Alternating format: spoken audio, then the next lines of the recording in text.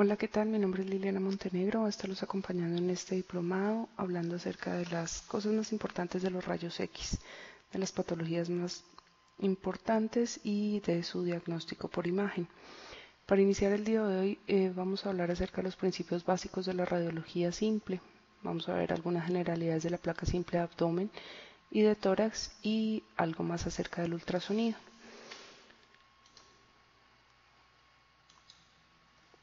Para iniciar, vamos a empezar hablando un poco acerca de la historia de los rayos X. Este personaje que vemos acá enfrente es Wilhelm Conrad Röntgen, quien fue uno de los físicos más importantes del siglo XIX. Su nombre está principalmente asociado con el descubrimiento de los rayos a los que él llamó X en 1895, cuando se encontraba estudiando en su laboratorio los fenómenos que acompañan el paso de una corriente eléctrica a través de un gas a muy baja presión. Ya otros científicos antes habían trabajado acerca de este tema, pero los experimentos de Röntgen habían sugerido la probabilidad de que existieran problemas en resolver derivados de estos mismos. El trabajo de Röntgen con los rayos catódicos los llevó al descubrimiento de un tipo diferente de rayos. Repitiendo los experimentos de Hertz y Lenard con los rayos catódicos, utilizó los aparatos empleados por estos investigadores que comprendían un tubo de Lenard, una pantalla fluorescente y una placa fotográfica.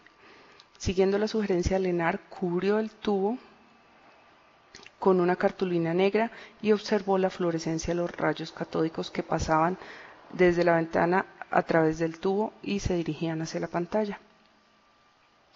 Un día, con la habitación completamente oscura, la corriente de alta tensión pasó a través del tubo y vio que se ponían fluorescentes unos cristales que se encontraban en una mesa alejada del sitio donde tenía el equipo. Estos cristales eran de platino cianuro de bario y estaban colocados a cierta distancia del tubo. Continuó realizando los experimentos tratando de alejar los cristales de platino y cianuro de bario de la distancia que se creía que tenían alcance los rayos catódicos y descubrió que aún creaban fluorescencia en esos cristales a una distancia mayor del que se creía que era el alcance de los rayos catódicos. Así pensó que los rayos catódicos tenían gran penetración o que se había encontrado un nuevo tipo de rayos. Luego de ver que estos rayos recorrían largas distancias en el aire, colocó materiales de diferentes densidades entre el tubo y la pantalla. Primero usó un libro y observó que la fluorescencia persistía, pero que la intensidad había disminuido. Luego reemplazó el libro por materiales más pesados como metales y observó que la radiación era absorbida en varios grados. Se dio cuenta que el platino y el plomo eran los únicos materiales que detenían la radiación completamente. Röntgen reemplazó estos materiales por su propia mano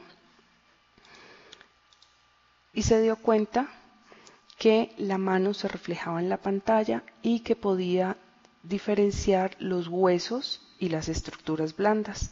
Como era muy aficionado a la fotografía, reemplazó la pantalla por una placa fotográfica y el 20 de noviembre de 1895 se realizó la primera radiografía que representaba una película fotográfica de las molduras de la puerta de su laboratorio atravesadas por los rayos X.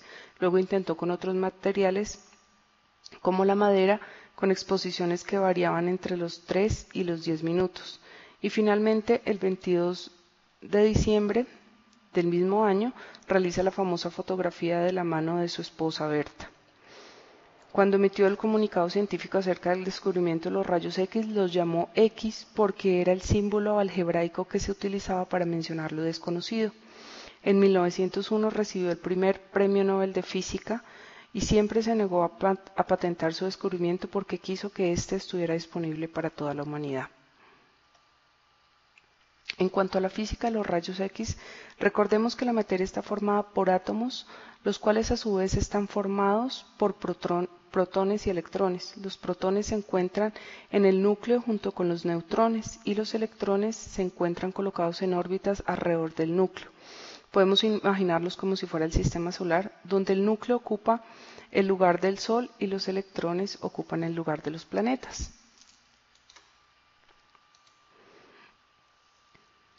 Los protones son partículas grandes que se encuentran ubicados en el núcleo. Su masa es alrededor de 1800 veces la masa de un electrón y se le asigna una carga positiva, mientras que el electrón se considera una carga negativa y la magnitud de las dos cargas es igual. El núcleo en el núcleo, además de los protones, se encuentran los neutrones, los cuales son compatibles con los protones, pero no tienen carga eléctrica, son neutros. Los átomos en su estado natural tienen el mismo número de protones y electrones, tanto que se considera que la carga eléctrica de un átomo es neutra en su estado natural, y el número atómico va a depender de la cantidad de protones del núcleo. La distribución de los electrones en cada órbita tiene un número tope, y cada electrón va a tener una energía de amarre que va a depender del número atómico. Si el número atómico es grande, las órbitas son más cercanas y la energía de amarre es mayor. Al contrario sucede si el número atómico es pequeño, la distancia entre las órbitas va a ser más grande y hay menos energía de amarre. Si los electrones son más que los protones, entonces el átomo va a ser un ion negativo. Pero si al contrario sucede que los protones van a ser mayores que los electrones, se va a considerar que el átomo es un ion positivo.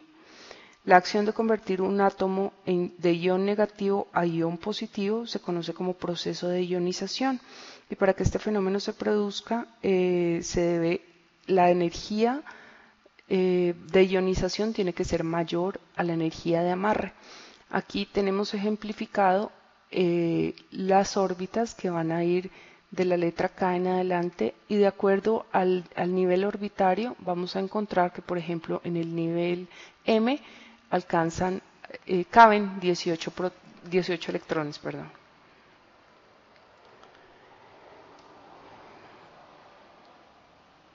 Cuando los electrones viajan desde el cátodo hasta el ánodo, constituyen la corriente de los rayos X. Cuando estos electrones interaccionan con los átomos del metal, generalmente es de tungsteno, estos electrones interaccionan con los electrones orbitales o los núcleos del átomo blanco.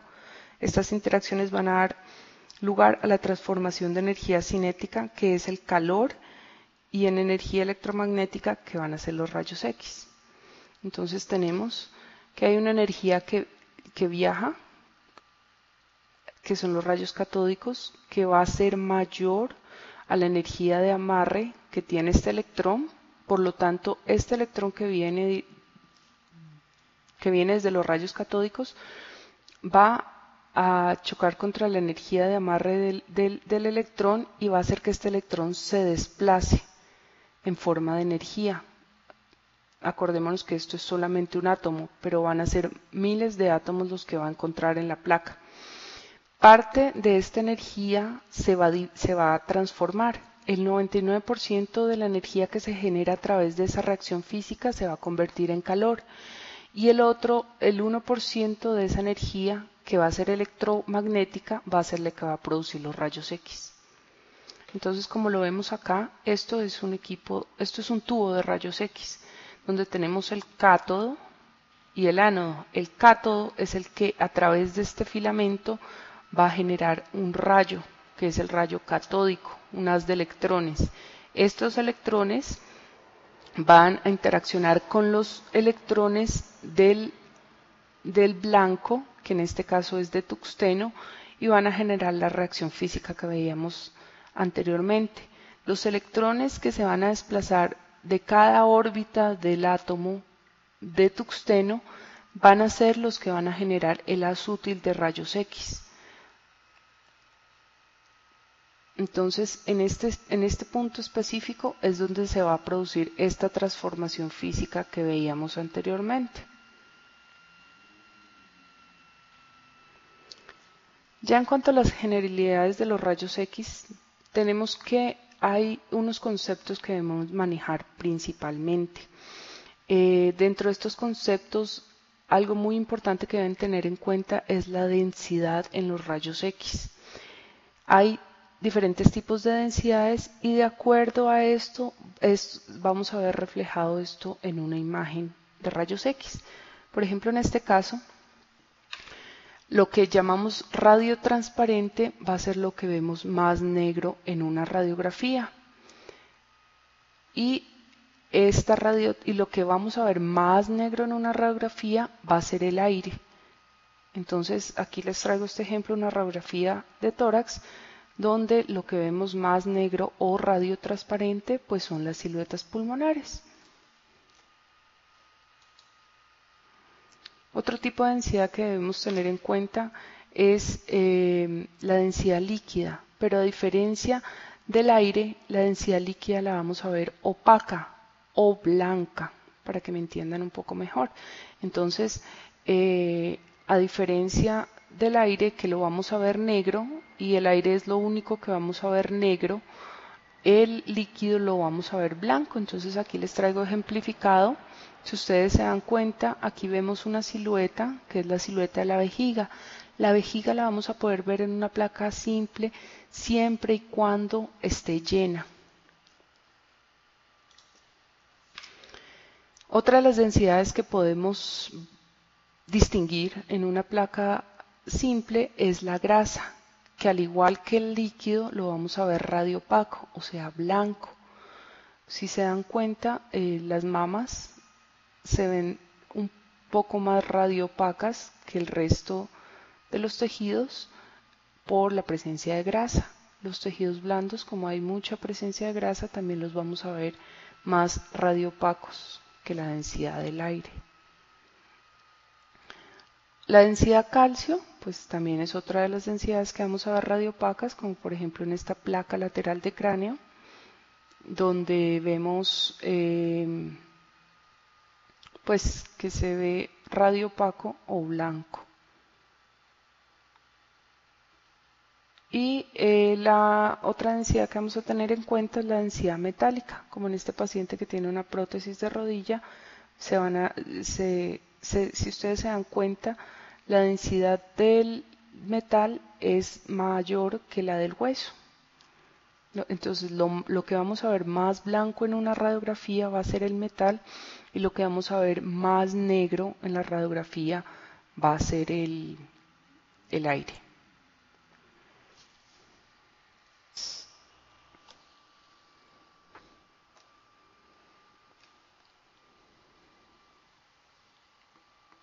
Vamos a pasar ahora a hablar acerca de la semiología del abdomen.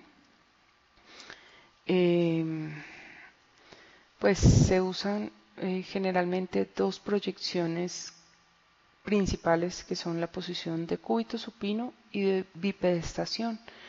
La placa simple se toma siempre en decúbito supino, y la bipedestación la tenemos para casos en que sospechemos obstrucción o perforación. El decúbito lateral izquierdo con rayo horizontal lo usamos en caso de perforación intestinal, para ver que el aire se desplace hacia la pared abdominal, cerca de la pared abdominal. Pero para tomar este tipo de proyecciones y que sean reales, se debe esperar que el paciente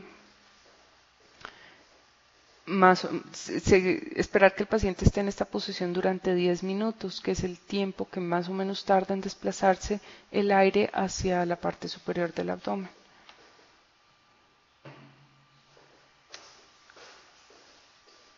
Dentro de la visión global de la radiografía de abdomen, entonces vamos a tener en cuenta ciertos elementos para evaluar. Nuevamente, al igual que en la radiografía de tórax, vamos a evaluar los artefactos. Los artefactos generalmente se presentan por lo mismo, igual que en el tórax. Puede haber algo en el chasis que no hayamos determinado y se puede ver como un artefacto,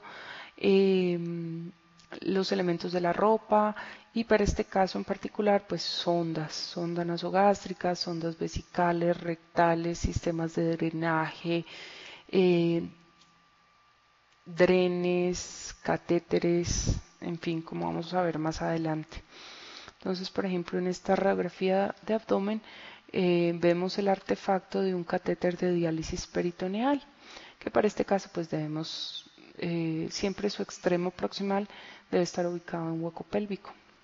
Otro ejemplo de algo que vemos con mucha frecuencia es un catéter doble J, donde lo que debemos analizar son el extremo distal y proximal que se encuentre más o menos en la topografía.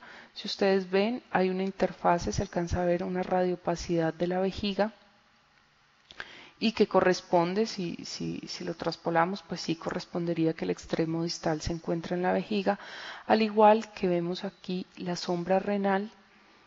Y el catéter pues efectivamente está ubicado en lo que anatómicamente podría ser el riñón.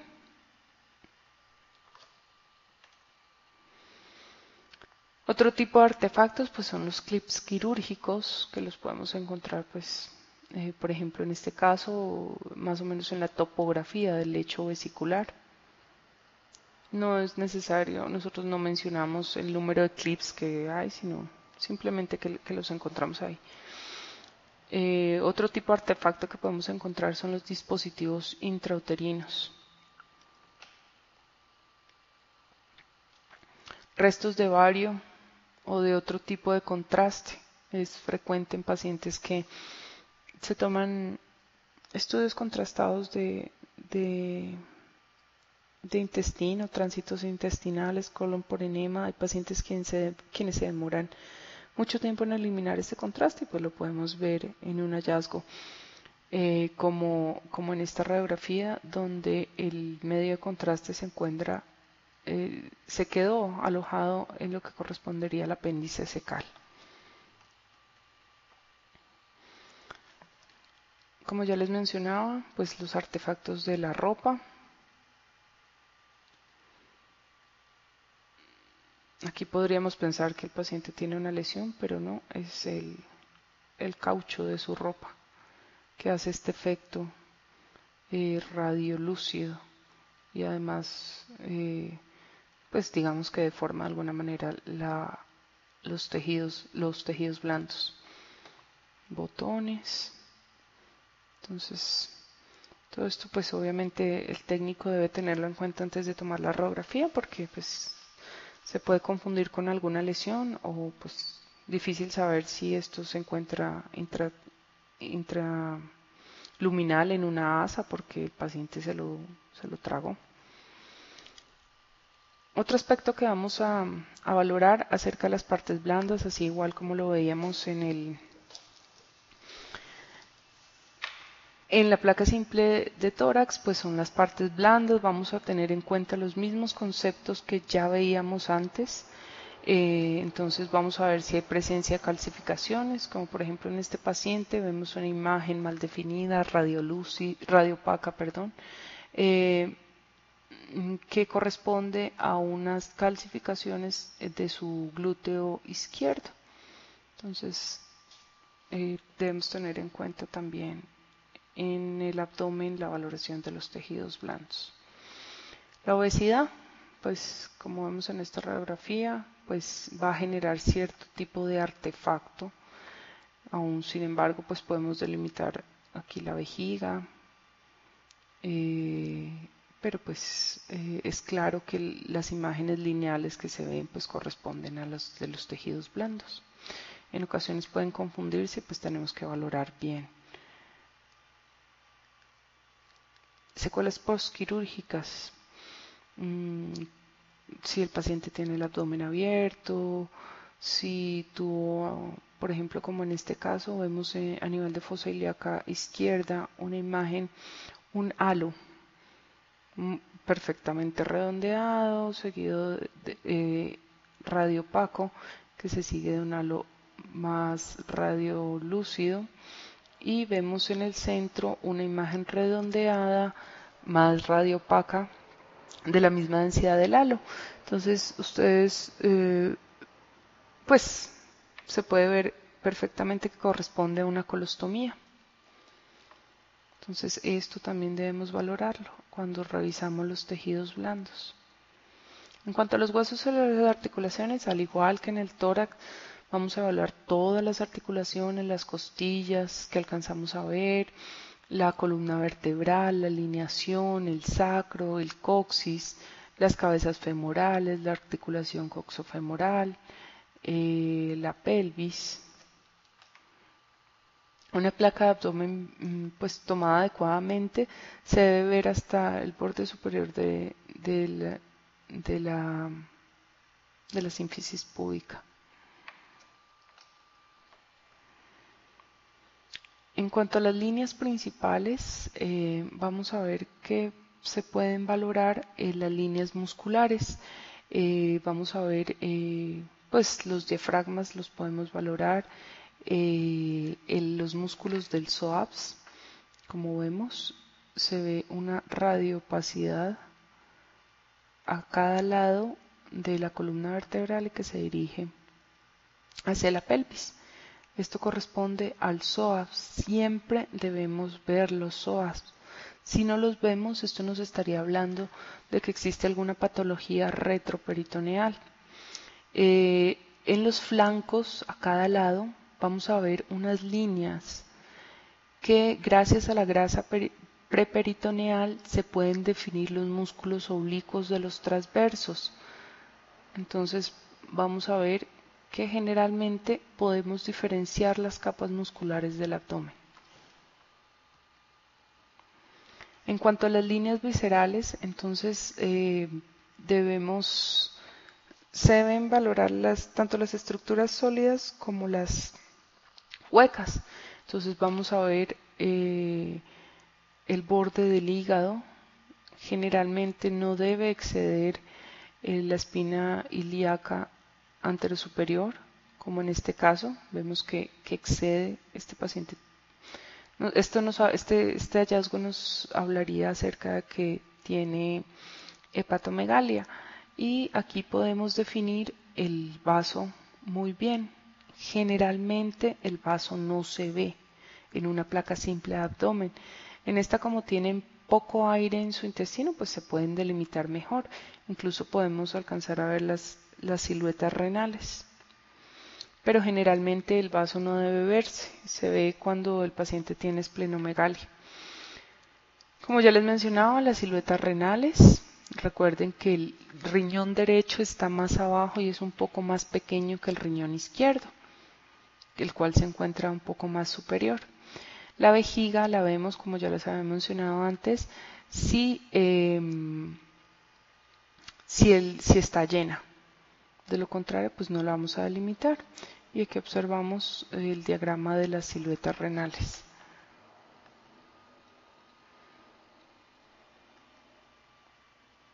En cuanto al análisis del patrón aéreo intestinal, pues vamos a tener lo que llamamos el luminograma intestinal, que se considera normal la visualización de aire en el estómago, en el colon y en la ampolla rectal. En los ancianos y en los niños es posible ver un poco más de aire en intestino delgado que del aire que se ve en los adultos en general. Esta visualización del aire también en algunas ocasiones la podemos ver en los pacientes adultos, pero no se deben ver más de alrededor de 3 burbujas en el intestino delgado. ¿Cómo hacemos para diferenciar el yeyuno del ilion? Entonces vamos a trazar una línea que va desde el hipocondrio derecho hasta la fosa ilíaca izquierda, una línea imaginaria. Todo lo que encontremos por encima de esa línea imaginaria va a ser parte de yeyuno. Y todo lo que encontremos por debajo de esa línea imaginaria va a ser ilion. De esa manera podemos identificar, sobre todo cuando hay obstrucciones intestinales, el nivel de la obstrucción. El luminograma intestinal, pues hay dos tipos de patrón intestinal, las asas de intestino delgado y las asas de intestino grueso. Las asas de intestino delgado las vamos a reconocer por la presencia de válvulas conniventes, que son más numerosas en el yeyuno que en el ilion. A medida que nos vamos acercando hacia la válvula iliocecal, las válvulas conniventes se van a ir distanciando un poco más. El patrón de las válvulas conniventes, entonces, como ustedes lo ven, parece como un apilamiento de monedas. como ya les mencionaba, esto es patológico, usualmente no debemos verlo, pero para diferenciarlo del colon, pues el patrón de las válvulas conniventes es el que nos va a diferenciar. Les vuelvo a mencionar, esta radiografía es patológica, usualmente no debemos ver aire más de 3 burbujas en intestino delgado.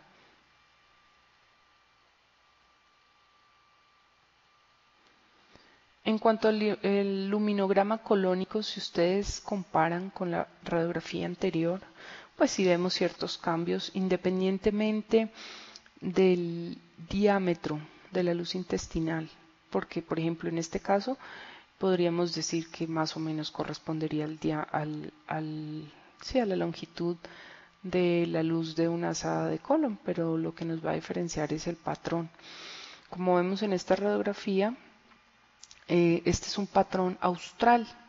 Si ustedes se dan cuenta, pues es igual como lo vemos anatómicamente el intestino grueso. Las austras no van a cruzar, son más separadas, no van a cruzar la totalidad aunque aquí las veamos de un extremo al otro del borde intestinal, las austras no van a cruzar el diámetro del colon.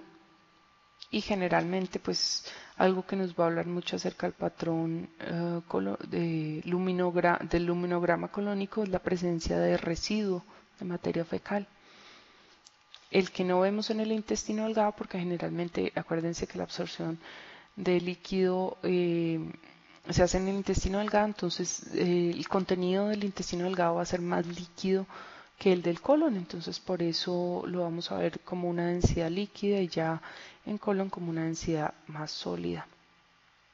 Ya entrando en el tipo de anormalidades que podemos encontrar, entonces a nivel de las estructuras óseas podemos ver que pueden haber cambios degenerativos osteoarticulares, escoliosis, lesiones líticas o blásticas, fracturas u osteopenias.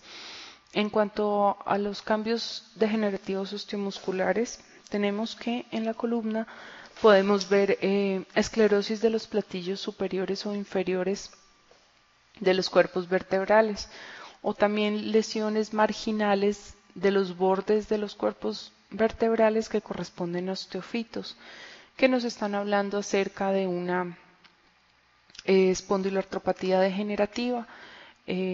Cuando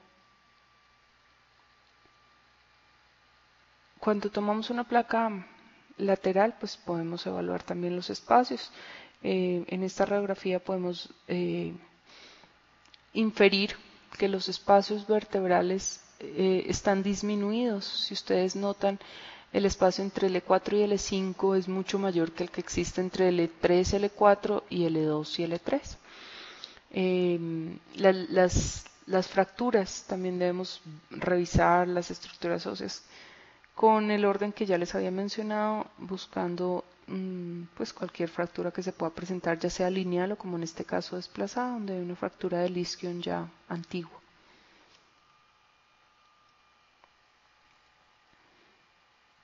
En cuanto a las alteraciones de la meteorización intestinal, podemos encontrar que hay acúmulo o ausencia de gas. Como ya les había mencionado, en la cámara gástrica siempre debe haber gas, pero no como en este caso, que hay una dilatación gástrica evidente. Vemos que la mayoría el contenido del estómago es radio transparente, radiolúcido, y que hay una dilatación gástrica. Entonces, muy probablemente este paciente tiene una obstrucción a nivel duodenal que está impidiendo el paso adecuado del contenido gástrico hacia el intestino. Pero si ustedes notan, de todas maneras, a pesar de que el estómago está dilatado y se sospecha una obstrucción, la obstrucción es parcial porque vemos aire en el intestino delgado y en colon también.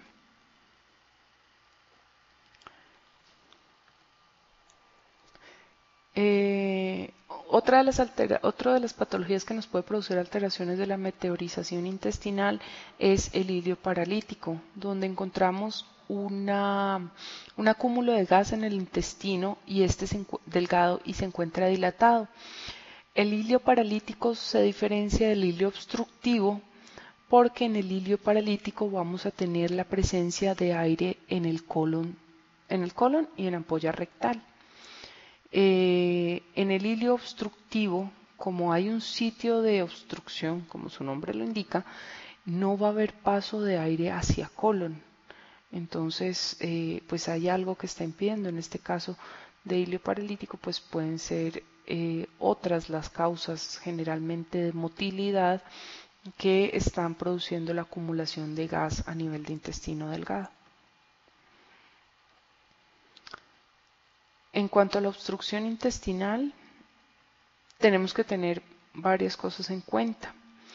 La duración de la obstrucción del cuadro clínico del paciente, si el paciente tiene sonda nasogástrica o no, porque pues acuérdense que la sonda nasogástrica puede drenarnos el aire que se pueda encontrar sobre todo en el tracto gastrointestinal proximal. Si el paciente ha tenido o no vómito, si al paciente le han hecho tacto rectal, porque podemos tener un paciente que tenga un hilio obstructivo, pero en el momento en que le hacen tacto rectal hay entrada de aire hacia el recto y esto nos puede desorientar en el momento de tomar la placa de abdomen. En cuanto a las alteraciones de los órganos abdominales, pues tenemos las visceromegalias, hepatomegalia, nefromegalia, esplenomegalia y globo vesical. Entonces, como ya les había mencionado, generalmente no vemos el vaso en las radiografías de abdomen, pero en este paciente vemos que se delimita perfectamente la silueta del vaso y pues efectivamente el paciente tiene una esplenomegalia.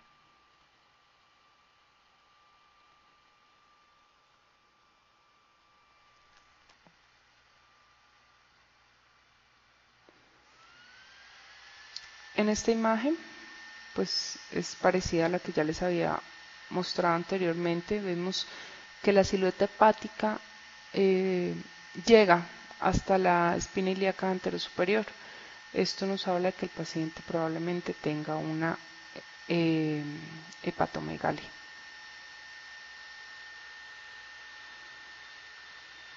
Esta imagen se las traje porque además de las vísceras del patrón intestinal tenemos que valorar la presencia de masas que se puedan identificar por radiografía. Generalmente estas masas las podemos identificar cuando presentan calcificaciones en su interior, que la podemos distinguir de las demás densidades del abdomen. Como pues se pueden dar cuenta, en la placa simple de abdomen podemos valorar muchas estructuras que se sobreponen unas de otras. No solamente podemos valorar el peritoneo, sino que también el retroperitoneo, y pues es difícil delimitar en algunas ocasiones todas las estructuras del abdomen. En esta radiografía vemos que a nivel de hueco pélvico hay una imagen de características radiopacas, más densa que el líquido y de un aspecto multinodular. Los bordes no son muy bien definidos y esto corresponde a una paciente con un mioma uterino calcificado.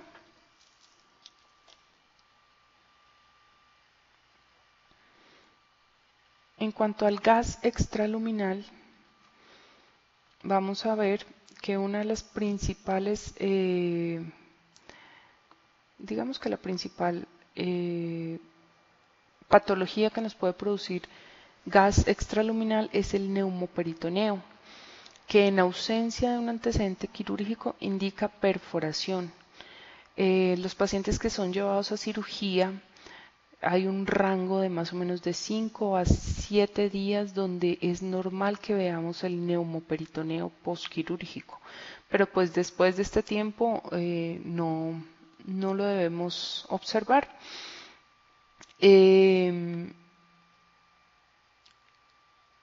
Con respecto a esto, También hay que tener en cuenta los pacientes que se hacen diálisis peritoneal, porque ellos pueden tener un neumoperitoneo persistente.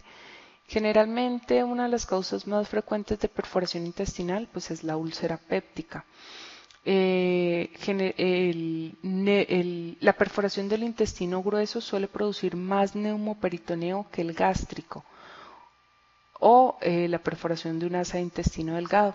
Si se perfora el duodeno o un tramo retroperitoneal del colon, entonces vamos a encontrar neumorretroperitoneo.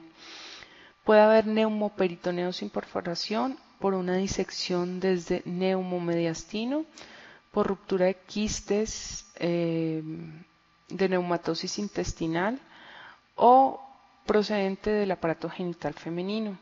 El aire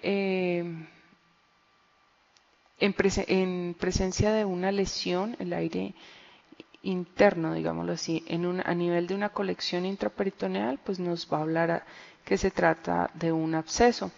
Y otra causa donde podemos encontrar aire extraintestinal es la pielonefritis enfisematosa. La aerobilia es la presencia de aire en las vías biliares, que también la podemos encontrar por una lesión, generalmente colangitis, podemos encontrar aerobilia. También se puede presentar secundaria a procedimientos o instrumentaciones de la vía aérea.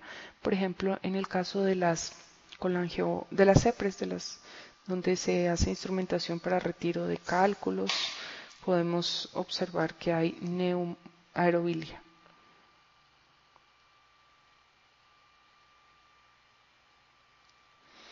Les hablaba que una causa era la neumatosis intramural.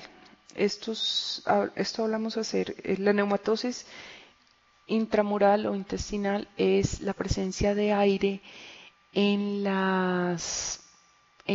el interior del grosor de la pared intestinal. Casi siempre se asocia a lesiones isquémicas entéricas. También puede haber gas extraluminal en los abscesos, donde la presencia de gas se mezcla con el contenido del absceso y puede dar un aspecto moteado. Pueden haber también niveles hidroaéreos y se ve este aspecto moteado similar al aspecto de la materia fecal. Y otro sitio donde podemos encontrar gas diferente al tracto gastrointestinal pues es en el enfisema subcutáneo.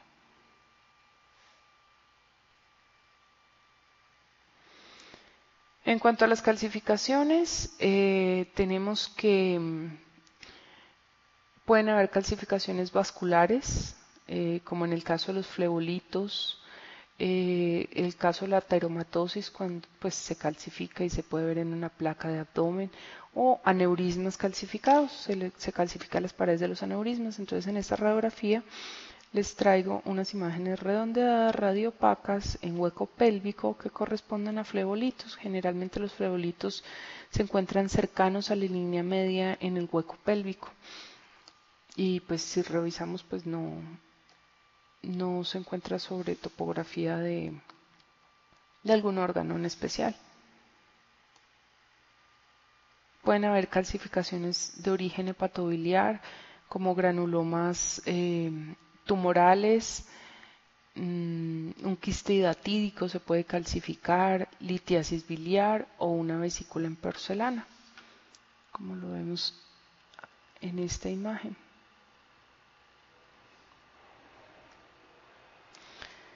Otro tipo de calcificaciones esplénicas, como granulomas que se calcifican en el interior del parénquima del vaso, o pancreáticas, que generalmente se presentan cuando los pacientes tienen múltiples pancreatitis crónicas, se van calcificando, o pseudoquistes pancreáticos calcificados.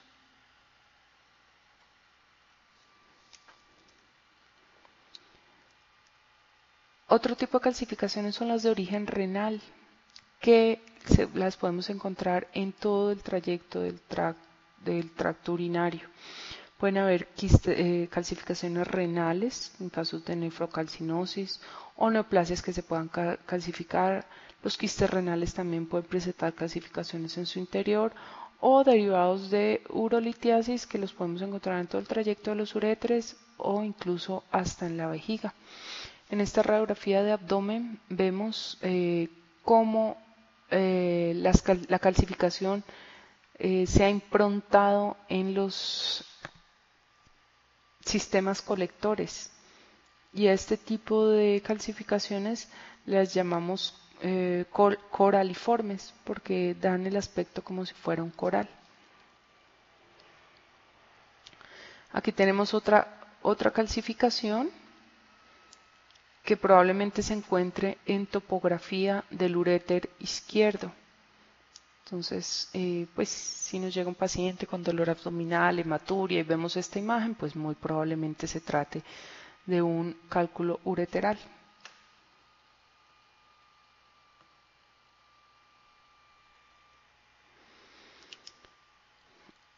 Otro tipo de calcificaciones, pues vamos a tener calcificaciones en el tubo digestivo y mesentéricas o peritoneales, derivadas de tumores que se calcifican, o un apendicolito, por ejemplo, en el caso del tubo digestivo. Los apendicolitos son patognomónicos de la apendicitis, o sea, si un paciente tiene dolor abdominal en fosa ilíaca izquierda, asociada a una imagen redondeada que correspondería a la topografía, o en fosa ilíaca izquierda también, perdón, en fosa ilíaca derecha, pues más o menos tiene una alta sensibilidad para apendicitis. Podríamos asegurar, dependiendo al cuadro clínico, que se trata de una apendicitis. Las calcificaciones mesentéricas y peritoneales se pueden presentar por adenopatías que se calcifican, granulomas, liposarcomas, lipomas, pseudomixomas peritoneales, peritonitis o tuberculosis peritoneal. En cuanto a los cuerpos extraños, pues podemos encontrar infinidad de objetos en el abdomen, sobre todo en los niños, que todos se meten a la boca y potencialmente se pueden tragar muchas cosas. Pero dentro de lo que más comúnmente encontramos en cuanto a cuerpos extraños metálicos son material de osteosíntesis, como en este caso, que vemos unas barras y tornillos. Estos cuerpos extraños, estas imágenes que vemos en hueco pélvico, corresponden a un sistema de fijación de una malla. También podemos ver restos de material contrastado, pues aquí evidentemente se trata pues de material de contraste que se encuentra aún en colon, pero si por ejemplo encontráramos solamente en este espacio una imagen así, pues tendríamos que hacer el diagnóstico diferencial de acuerdo a la clínica y a los antecedentes del paciente. Como ya lo hemos visto, pues la vestimenta también puede ser una imagen de cuerpo extraño, los restos contrastados. Bueno, para continuar, vamos a hablar un poco del ultrasonido. Pues a grandes rasgos, las diferentes aplicaciones que tenemos en radiología del ultrasonido y un poco de la física de la formación de las imágenes. Entonces tenemos que el ultrasonido es una técnica de imagen que está basada en la emisión y recepción de ondas de ultrasonido, y las imágenes se obtienen mediante el procesamiento electrónico de los haces ultrasónicos o ecos, que son reflejados por las diferentes interfaces tisulares y estructuras corporales. Así como vemos en este gráfico, pues que se representa el ultrasonido parte del punto de la transmisión de ondas sonoras a través de un transductor que va a ser el mismo, que va a captar las señales emitidas por los componentes tisulares del cuerpo. Entonces, así como el sonar de los barcos o los submarinos, entonces envían unas ondas, y en el momento en que las ondas encuentran una interferencia, digámoslo de esa manera, van a rebotar y se van a devolver a cierta velocidad y a cierta frecuencia dependiendo el tipo de elemento que se encuentre, y va a ser captado nuevamente por el elemento emisor. Entonces recordemos que los murciélagos, algunos insectos, los delfines utilizan este sistema como de navegación. El sonido es la sensación percibida por el órgano del oído por una onda mecánica que originada por la vibración de un cuerpo elástico y propagado por un medio material.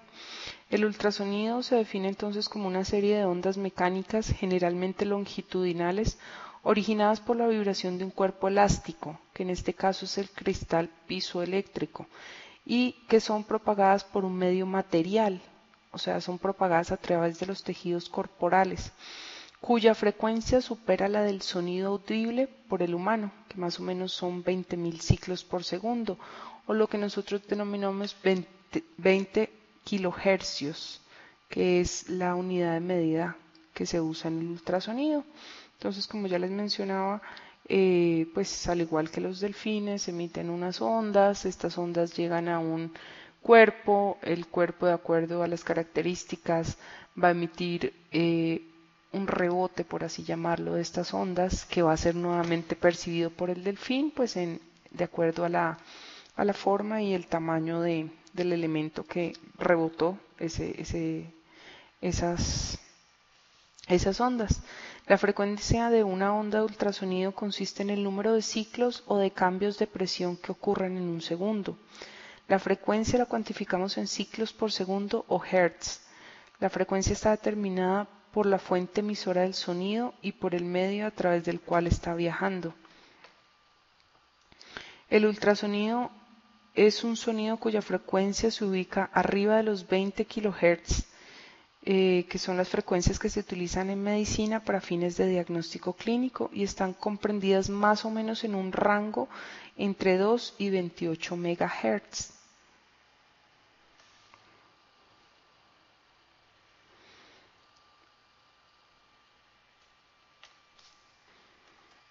Existen ciertas características que se tienen en cuenta en cuanto a las ondas de ultrasonido, como la velocidad de propagación, la frecuencia, la interacción con los tejidos, el ángulo de incidencia, la frecuencia de repetición de pulsos. De acuerdo a las modificaciones que tengamos en estas características, se va a ver modificado al igual en la imagen. La frecuencia pues consiste en el número de ciclos o de cambios de presión que ocurren por un segundo. Pues como ya les mencionaba, en el ultrasonido se usa más o menos una frecuencia entre 2 a 28 MHz. Otra de las características que debemos tener en cuenta del ultrasonido es la velocidad de propagación, que es la velocidad en la que el sonido viaja a través de un medio. Este medio puede ser los tejidos en este caso, y que se considera que típicamente la velocidad es de 1500 metros sobre segundo para los tejidos blandos. La velocidad de propagación del sonido varía dependiendo del tipo de características del material por el que se atraviese. Los factores que determinan la velocidad del sonido a través de una sustancia son la densidad y la compresibilidad, de tal forma que los materiales con mayor densidad y menor compresibilidad transmitirán el sonido a una mayor velocidad. Esta velocidad va a variar en cada tejido. Por ejemplo, en la grasa las ondas sonoras se mueven más lentamente, mientras que en el aire la velocidad de propagación es tan lenta que las estructuras que lo contienen no pueden ser evaluadas por el ultrasonido. En esta gráfica se representa que normalmente el sonido viaja a una velocidad de 330 metros por segundo, pero como ya veíamos, dependiendo del tipo de tejido, esta velocidad puede aumentar. Entonces, por ejemplo, en el hueso tenemos que viaja a una velocidad de 4080 metros sobre segundo, a diferencia de la grasa que viaja más o menos a una velocidad de 1450 metros sobre segundo, y así sucesivamente en los diferentes tejidos: el agua, las partes blandas, el hígado, el riñón, la sangre, el músculo. Entonces, como vemos en esta imagen, es una imagen de un ultrasonido de abdomen donde estamos viendo el parénquima hepático, y esta es una vena suprahepática. Entonces, si se dan cuenta, la velocidad de propagación de la grasa es menor que la del hígado. Por eso, el artefacto de velocidad de propagación, al encontrarse la onda con esta lesión, que es grasa, va a disminuir su velocidad, que iba a una velocidad de 1540, pasa a una velocidad de 1450 y va a generar un artefacto de velocidad de propagación. Entonces, por eso nos va a dar esta imagen como si estuviera escalonado el borde hepático, pero realmente no es un artefacto generado por esta lesión que se encuentra en el parénquima hepático.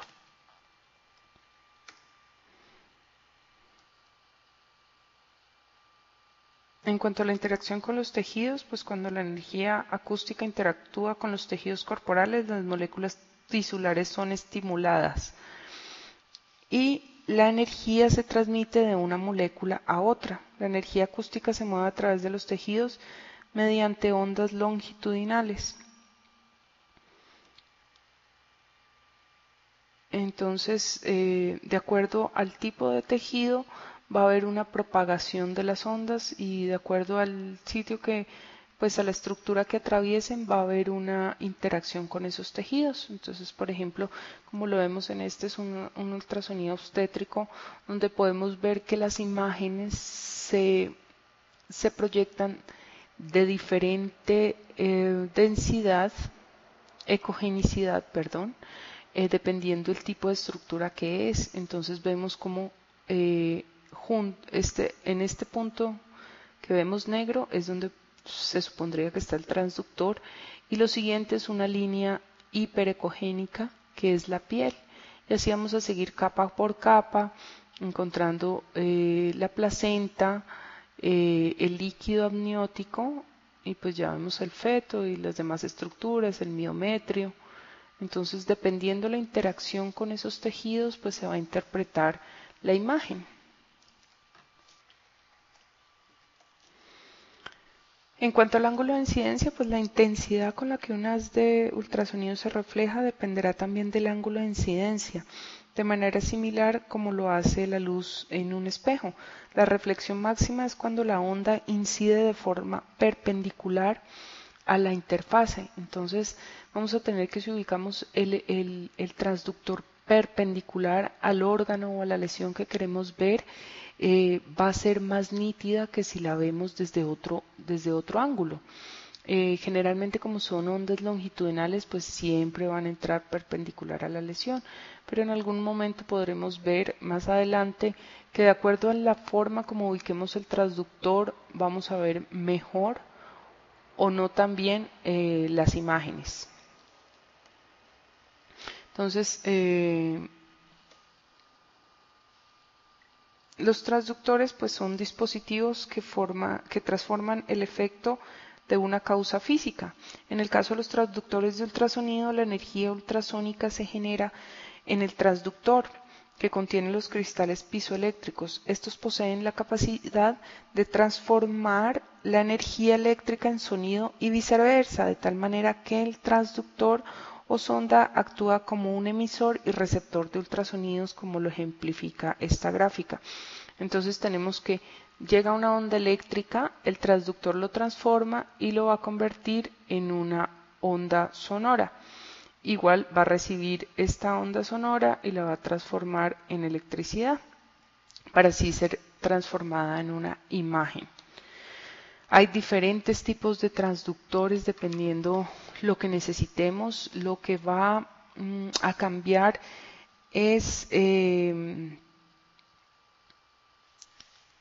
bueno, la forma y el tipo, la penetrancia de las ondas. Entonces, por ejemplo, tenemos este transductor que es un convexo, es el que usamos para ultrasonidos de abdomen. Tenemos el endocavitario, que lo usamos para ultrasonidos transvaginales, para ultrasonidos transrectales. Tenemos este que es de tejidos blandos, que la frecuencia de la onda es menor, de acuerdo, y también la profundidad. Tenemos pues obviamente el transductor de abdomen nos va a dar mayor profundidad que la que nos va a dar los tejidos blandos. En cuanto al ultrasonido de las imágenes, pues tenemos que la imagen convencional que pues todos conocemos es la escala de grises, donde pues como su nombre lo indica, vamos a ver una escala que va desde el negro hasta el blanco, donde lo negro lo vamos a llamar hipoecogénico y lo blanco lo vamos a llamar hiperecogénico. Entonces aquí tenemos representada la imagen de un hígado con las venas suprahepáticas. Vemos que la cápsula del hígado pues se ve hiperecogénica al parénquima. Siempre cuando nos referamos a algo hiper o hipo o isoecogénico tenemos que referenciarlo a algo, porque bien podría yo decir esta es hiperecogénica, pero es hiperecogénica ¿a qué? Al vaso, al hígado, al riñón. Entonces siempre debemos hacer esa aclaración. En esta imagen vemos lo que se denomina la relación hepato-renal. Entonces nos damos cuenta cómo el hígado se ve más blanco que el riñón. Generalmente sucede al contrario, los riñones se deben ver un poco más blancos que el hígado. Cuando el hígado se ve más blanco que el riñón, o sea, más hiperecogénico que el riñón, podríamos estar hablando, por ejemplo, de un caso de esteatosis hepática, porque la grasa va a ser más hiperecogénica que el parénquima hepático y pues nos va a dar ese aspecto como de que el hígado está mucho más blanco. Por esa razón, siempre en el protocolo de abdomen nosotros tomamos la relación hepato-renal. Es la manera de comparar y de valorar si la ecogenicidad del hígado es adecuada. El modo M es una característica del ultrasonido donde la usamos para registrar movimientos de las estructuras, como por ejemplo en el caso del latido cardíaco de un bebé, de un feto. Entonces ubicamos la parte y la estructura a analizar. Entonces vamos a encontrar que esto no lo va a convertir, estas ondas que se transmiten por el movimiento de las estructuras las va a transmitir en un esquema gráfico que generan unas ondas. Entonces, como lo vemos aquí, cada cúspide, digamos, de esta línea corresponde a la frecuencia cardíaca fetal.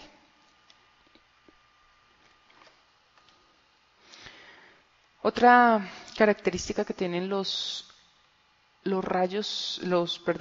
ultrasonido, entonces es el efecto Doppler.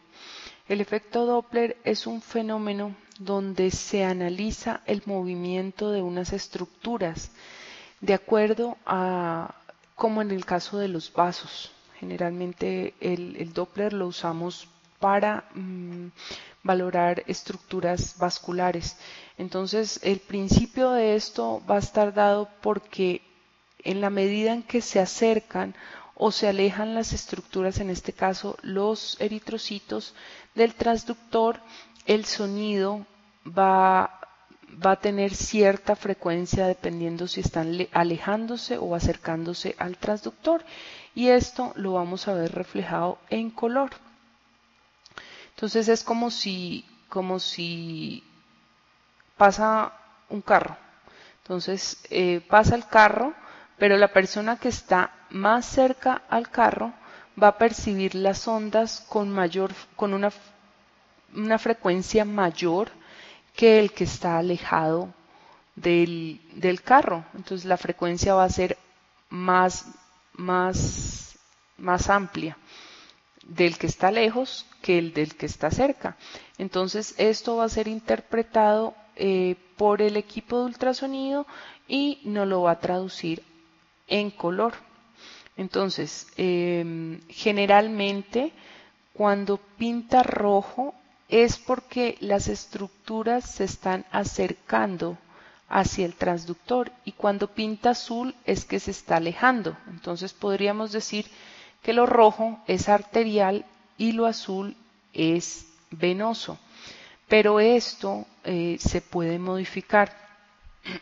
Se puede invertir el color en el Doppler y puede ocurrir al contrario, que lo que se vea azul sería lo arterial, que es lo que se está acercando al transductor, y lo que esté rojo es lo que se está alejando. Esto también varía de acuerdo al sitio donde pongan el transductor, porque si lo están poniendo en distal, obviamente lo que se está acercando es lo arterial y lo que se está alejando es lo venoso. Entonces, por ejemplo, aquí vemos la representación de una arteria carótida, donde tenemos el bulbo de la arteria carótida, la carótida interna y la carótida externa. Y en esta segunda imagen vemos las venas suprahepáticas.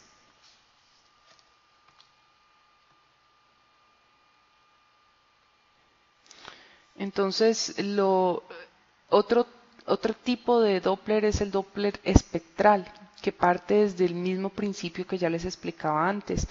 A diferencia que el Doppler espectral no nos lo va a dar en una imagen de color, sino que nos lo va a representar en una gráfica. Esta gráfica va a ser la forma visual del flujo sanguíneo de acuerdo a la frecuencia. Acuérdense, pues la sístole, la diástole hace que la sangre en sístole cambie la velocidad si está en sístole, en diástole, y esto lo pueden ejemplificar en una gráfica donde la sístole y la diástole están representadas. Pues como ya les había mencionado, el Doppler color lo utilizamos para estudios vasculares de flujo sanguíneo. Varias imágenes. Esto es un vaso arterial.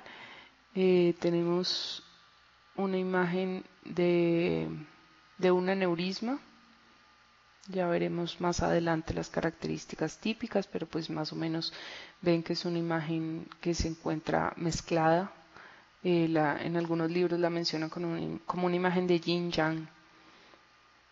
Y pues lo que ya les mencionaba, o sea, dependiendo el sitio donde se encuentre el transductor, pues las ondas, la frecuencia va a ser mayor o menor, y esto se va a traducir en color y en una gráfica. Entonces estos son los espectros del Doppler, dependiendo si se trata, por ejemplo, de un vaso arterial o un vaso venoso, el espectro va a ser diferente. Recuerden que los vasos venosos se modifican con la respiración, no nos van a dar estos picos, digámoslo, que es muy característico de los vasos arteriales, y dependiendo del vaso arterial que estemos valorando, pues la característica del pico va a ser diferente, como lo vemos en estos tipos de espectros. El Doppler Power pues es otro tipo de Doppler que nos delimita mejor. Aquí no va a haber una diferenciación de lo que se aleja y se acerca del transductor, sino que va a pintar, digamos que es como potenciado el Doppler que ya ve, el Doppler color, en este caso de Doppler Power. Otra de las aplicaciones pues que tenemos es la imagen en 3D y en 4D, que esto ya lo da los transductores. Como vemos aquí, este es un fetico con su saco vitelino, la cavidad endometrial. Y aquí ya podemos en el 4D pues delimitar mejor las estructuras. Este es los testículos y el pene de un fetico. En cuanto a los artefactos en ultrasonido, tenemos que se producen por dos tipos principalmente, que son los litos y el aire. Entonces, este tipo de artefacto que ocasiona el lito lo denominamos una sombra acústica posterior, porque como su nombre lo dice, es una sombra posterior que se genera cuando se interpone una estructura cálcica generalmente. Entonces nos va a dar esta imagen como una sombra. Esto lo da las estructuras que contienen calcio, no solo los litos vesiculares, sino también el hueso. Y el reforzamiento posterior, que es diferente a la sombra acústica posterior, como la vemos en esta imagen, la sombra acústica posterior la vamos a ver hipocogénica, pero el reforzamiento acústico posterior lo vamos a ver hiperecogénico, como lo vemos en esta imagen, lo vemos blanco, en cambio el reforzamiento posterior lo vemos negro. La sombra acústica, perdón, la vemos negra. Este reforzamiento posterior va a presentarse generalmente cuando hay estructuras con agua, como en este caso. Es la vesícula con un hidrocolecisto y esto es parte de barro biliar. El aire también nos va a producir un efecto como de reverberancia, como lo vemos aquí. Esta es una asa de intestino y si ustedes notan, por debajo del asa ya no podemos delimitar muy bien las estructuras porque el aire nos hace ese efecto. Es un efecto como hiperecogénico. Dentro de las ventajas que tiene el ultrasonido es que primero no usa radiación ionizante, es de bajo costo y es muy rápido. Y dentro de las desventajas que encontramos del ultrasonido, pues es que es operador dependiente, que cuando hay gas, pues como ya les mencionaba, pues no se va a visualizar adecuadamente las estructuras. Dentro de las aplicaciones, pues tenemos que para neuropediatría lo usamos. Esto es un eco transfontanelar, que es lo más cercano a una tomografía de cráneo y generalmente se usa en recién nacidos, en neonatos.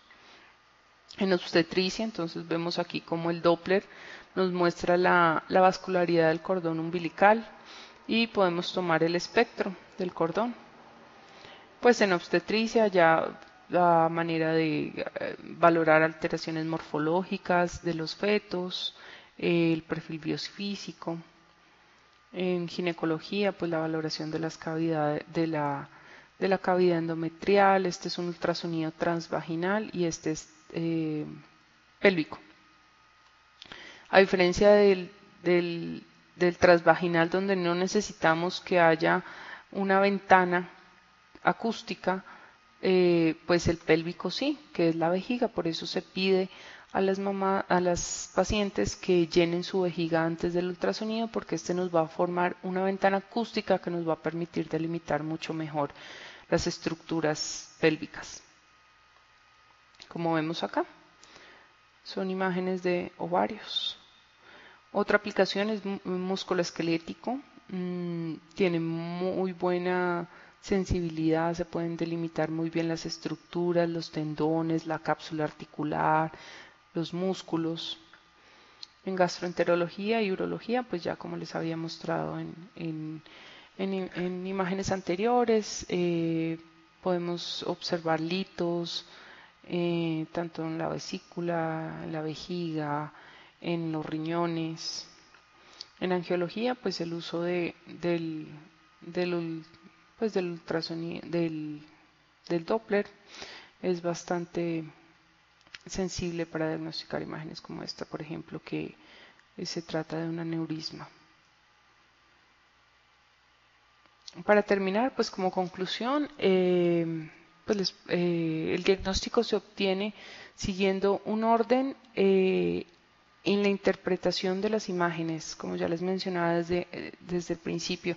No importa si La imagen se analiza de adentro a afuera o de fuera adentro, de arriba a abajo o de abajo arriba, sino que lo importante es que siempre tengan en cuenta que se debe analizar todas las estructuras que les he mencionado antes. El orden no importa, pero sí que las tengan presentes todas, porque se nos pueden pasar muchas patologías al no hacerlo de esta manera. Y otra cosa muy importante para el estudio de la radiología es tener claro la anatomía de todos los órganos del cuerpo y las características de las lesiones, que esto nos van a orientar hacia un diagnóstico asociado siempre a la clínica. Los radiólogos trabajamos de la mano con los clínicos, tenemos siempre en cuenta la sintomatología, los signos, la historia clínica, los antecedentes, porque esto nos va a orientar y nos va a llevar a hacer un diagnóstico más certero. Les agradezco mucho por su colaboración. Esperamos vernos en la próxima clase. Que tengan un buen día. Adiós, gracias.